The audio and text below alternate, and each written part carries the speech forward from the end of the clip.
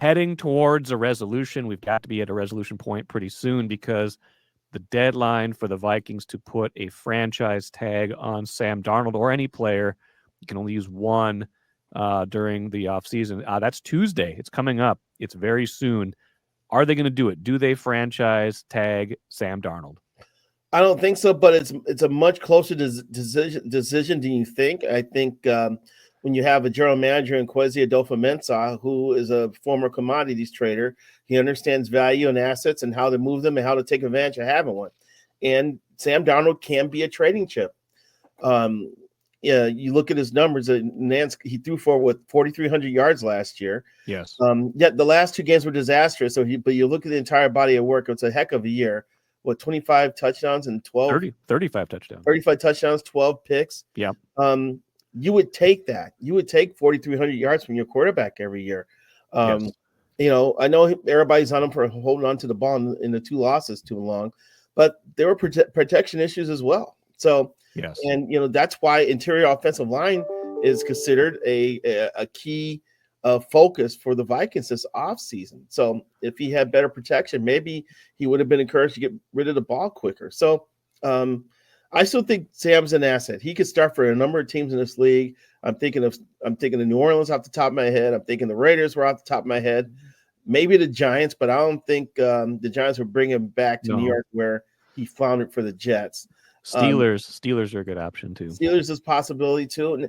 And so here's the thing though. The franchise quarterback tag is $38 million, correct? It's up to 41 now, I think, because it's a percentage of the cap, and the cap just keeps going up. That's right. So it's $41 million, and that's a tough number to move. So if you franchised him and still tried to move him, what are you going to get back? You're not going to get a first round pick back. You're not going to get a second round. You make it a third.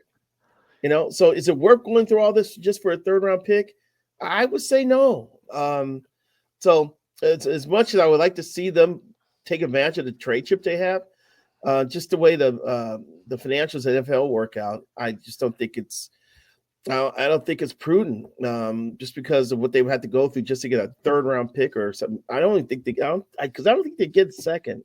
I'm taking up $40 million. I don't know how much I'm going to want to give up for that. They would have to get at least a second back to make this worthwhile, because if you let him go in free agency, you're probably going to get a third round compensatory pick in 2026 back for him. So the question is, what the thing that I'm sure they're doing right now at the Combine is trying to gauge how many teams are interested and what would they potentially give back in a trade. And if it works out where they think they can get more and they are reasonably assured that it's not going to fall apart and they're going to be sitting there with the $41 million quarterback bill. Not that that's the worst thing in the world to have him, but it would change all of their other offseason plans. I think they want to move on from. I don't think they want to keep him on the tag. I don't think that's what it is. It's a question of tag and trade or not tag and trade. Could they sign up for a little bit less? Would he take $30 million a year to facilitate a trade or something like that? Here's the other thing too. Let me ask you this: if J.J. McCarthy did not exist, how would you feel about bringing Darnold back? I'd feel much different. That's the thing. Like they very rarely have been in this situation where they actually have a legitimate succession plan in place, and this is what makes his potential suitors that much more interesting. Like a lot of the teams they're talking about that could sign Darnold or trade for Darnold don't have that plan in place, and this is not a particularly good quarterback draft. So that's the other piece of this that helps the Vikings in that if you went into this situation last year, they kind of did with Cousins, but they weren't trading Cousins. They were deciding what to do with Cousins. If you went into this last year where there were like 5 or 6 first-round quarterbacks sitting out there and a team could potentially draft one instead of having to sign one, that's different. But his market is huge this year because of his year last year and because there's no surefire thing. Like what Shadur Sanders, Cam Ward, like those guys wouldn't even be in the top 5 most years, but they might go there this year just because there's nobody else.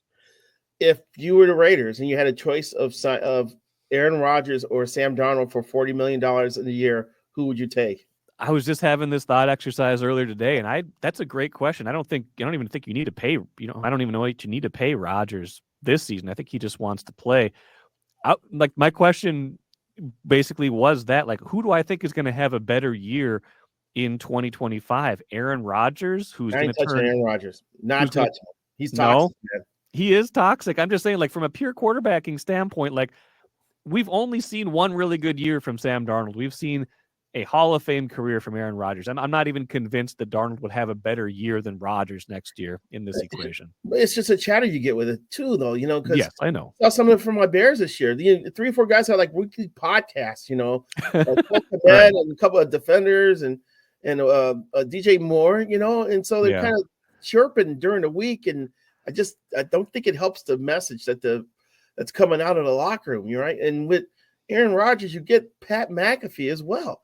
Yes. It's so you have to keep that into consideration. I don't know if I just want that I don't want to say distraction, but it just adds another tentacle to the whole thing that me as a coach, I would not want to have. No, I agree with that. I remember like a few years ago, I can't remember, it was like Adam Thielen or Cousins had a podcast during the season. Zimmer didn't like it at all. There was like a time when like he said something on the podcast that was taken the wrong way, and Zimmer said something like maybe he should get off the podcast. It was a great moment in Zimmerhood. I agree. I don't think Rodgers is worth any of the distraction that comes with him. I don't think history is going to repeat itself with Rodgers coming here. We've heard nothing of that sort or anything like that. The whole Favre history repeating itself. But the Darnold question is an interesting one. I think it's got to be resolved soon, though. Tuesday is the deadline. If they don't get the answer they're looking for at the combine, I think they just say, Sam, thanks for the memories, thanks for the great year, and we'll take our compensatory pick and move on. Indeed. I agree with that. I think you're spot on with that, and they will move on. But I'm just saying, I don't think the decision was as slam dunk as it appears to be. I agree with that. We agreed too much. We're going to get hate mail this week, Lavelle, for all the agreeing we did, but it's what we can do. It's what we do. Sometimes we agree. Appreciate the time as always. We'll talk to you again next week. All right. Take care.